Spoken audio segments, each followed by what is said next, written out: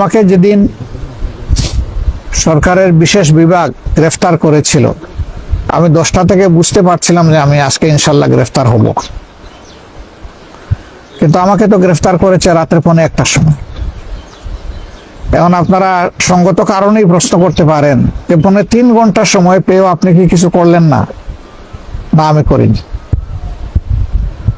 আপনাদের স্মরণ থাকার কথা, 10 তারিখ ডিসেম্বর মাসের আমরা যুগপৎ কর্মসূচি ঘোষণা করেছিলাম একটা ভার্চুয়াল কনফারেন্সের মাধ্যমে।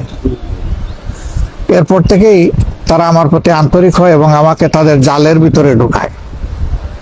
2 রাত পাহারা দেওয়ার পরে 3য় রাতে তারা আমাকে গ্রেফতার করে। তারা যখন বাসায় গেল, গিয়ে বেল চাপলো, তখন আমি দরজা খুলে দিলাম। সালাম করে দেখার পরে বললাম যে বিনা দাওয়াতে বিপুল সংখ্যক মেহমান চলে আসছে। আমি বললাম যে এত মেহমান তো ধারণ করার ক্ষমতায় বাসার নেই, আপনারা কয়েকজন ভিতরে বসেন আর বাকিরা মেহরবানি করে রাস্তায় চলে যান, বিল্ডিং এর ভিতরে থাকবেন না।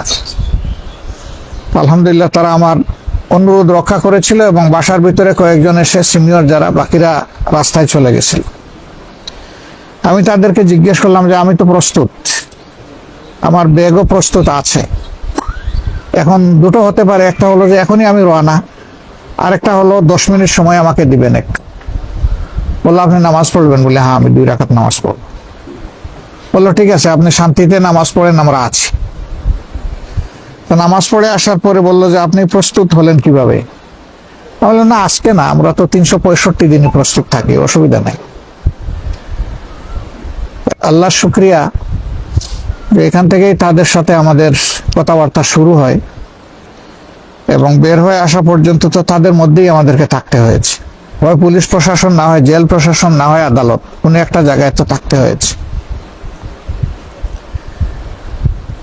তারা একটু বিস্মিত হয়েছিল এই কথা শুনে যে আমরা 365 দিন রেডি থাকি।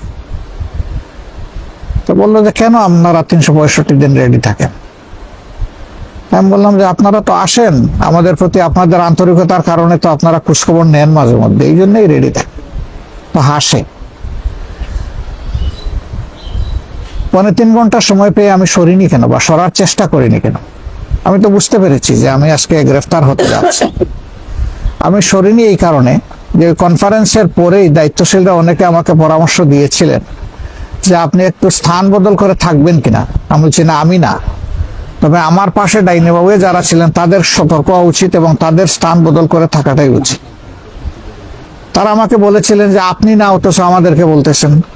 আমি বললাম যে আমি সরে গেলে জামাতে ইসলামী পালিয়ে যাওয়ার সামিল, আমি পালিয়ে যাব না। কিসমতে যেটা আছে সেটি হবে, যেটা নাই সেটা কেউ গোটাতে পারবে না ইনশাল্লাহ।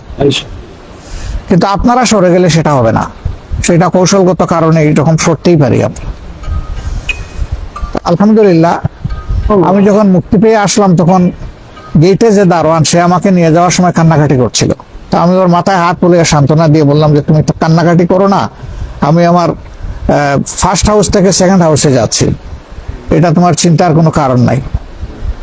ফিরে আসার পরে বলে স্যার আমি কত বড় অপরাধ করলাম, আমি তো টের পাইছি, ওরা তো 9:30 থেকে এইভাবে এখানে যাওয়া আসা করছে, আমরা সন্দেহ করছিলাম এবং আমরা আপনার ব্যাপারেই সন্দেহ করছিলাম যে হয়তো আপনাকেই নিয়ে যাবে আজকে।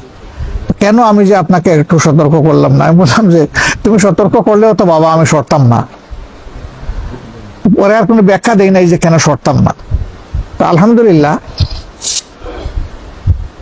আল্লাহ রাব্বুল আলামিন আমাদেরকে আজীবন যেন এই প্রশান্তি বা তসল্লির নিয়ামত দিয়ে রাখেন। আমরা উদ্বিগ্ন হয়ে কিছু বাড়াইতেও পারবো না, কিছু কমাইতেও পারবো না, বরঞ্চ নিজের উপরে একটু জুলুম করবো, এর বেশি কিছু হবে না।